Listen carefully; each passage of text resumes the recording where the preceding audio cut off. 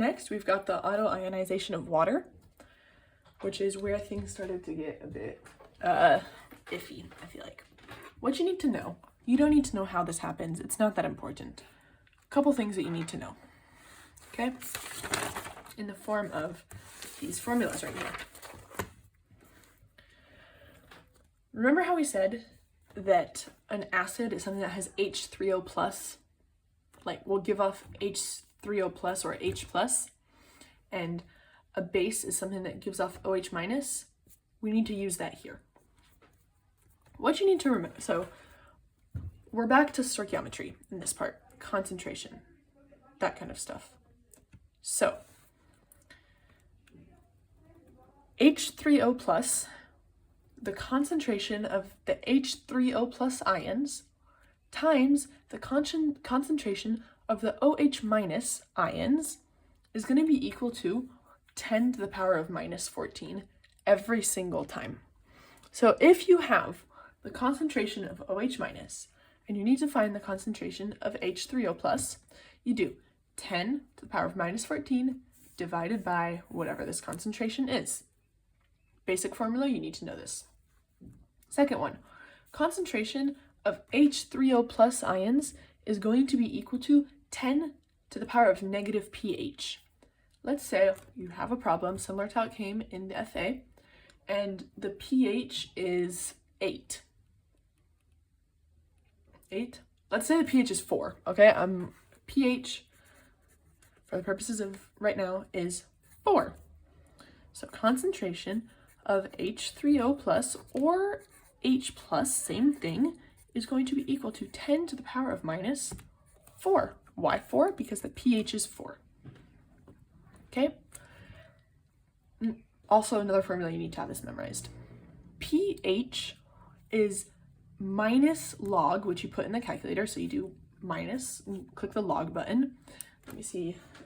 Actually, I can show you. 1 second. Let's pull it out.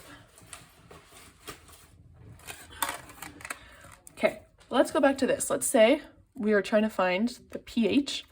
We have that the concentration of H plus is 10 to the power of minus 4. What you do, you turn it on, okay, minus log of 10 to the power of minus 4, okay, is going to give you the pH, which I don't know if you can see it, but it turned out to be 4, which is, as we proved here, correct one.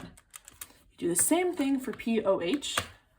To find the POH, you do minus log the concentration of OH minus. Now, the pH and the POH added together are going to be equal to 14 every single time. Also important to know. Now, I'm not sure, I feel like there's some exercises that we might be able to solve, so let's just solve this extra exercise right here.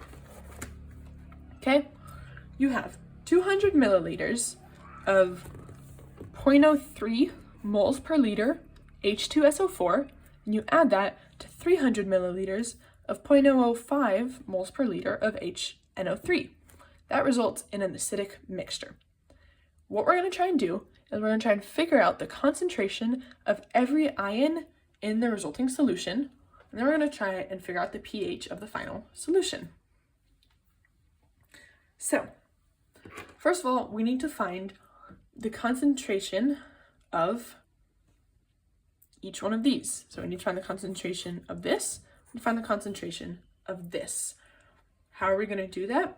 We're going to take each individual measurement. So, first of all, we got to start number of moles of H2SO4 is going to, no, so we already have the concentration. We need to find the concentration of this specific one. Okay. So what was I going to say? Yeah, so we're going to do that. What was I saying? I got lost. Okay, we're going to do that. Okay, start over. We're going to find the concentration of the ions. To do that, we need to find the number of moles of this. So we're going to do the formula, C times V. We've got the C, we've got the V. We get the number of moles. Then we're going to set up the equation. H2SO4 when put in water, dissociates into 2H plus and SO4 2 minus. So according to stoichiometry, you set it up, you can get the number of moles of the H plus ions, which is what we're looking for, right? So we've got the number of moles of some of the H plus ions, okay, of the H plus ions in this one. We do the same for the SO4, and we do for the HNO3, we also get the number of moles. Set up the equation. HNO3 becomes H plus and NO3 minus. Stoichiometry, we find the number of moles of H plus, find the number of moles of NO3 minus, and then we have two different numbers of moles of H plus. So to find the total number of H plus, we need to add the two together to get the total number of H plus, total number of moles of H plus ions. Then what we need to do, we can find the concentration for each one of them. So we use a number of moles over the total volume, which is the volume of this added to the volume of this, which is going to be 0.5 liters. So you concentration of H plus ions, you do number of moles of H plus, which you got, over the volume, you get this number. You do the same for the SO4 2 minus and the NO3. So you have all of those. Then you need to find the pH, which you find using the concentration of H plus ions, which you found.